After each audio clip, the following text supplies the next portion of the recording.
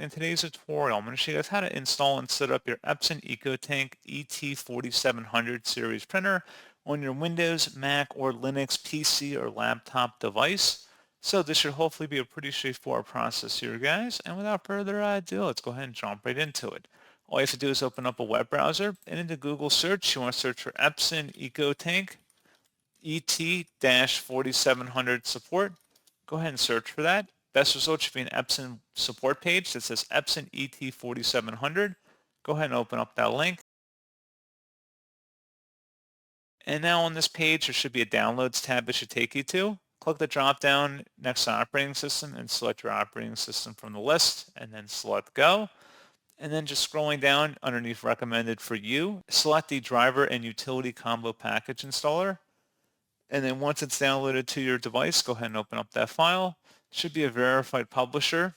So you can see that this file contains installer. Select OK, and you can minimize or close out of the browser.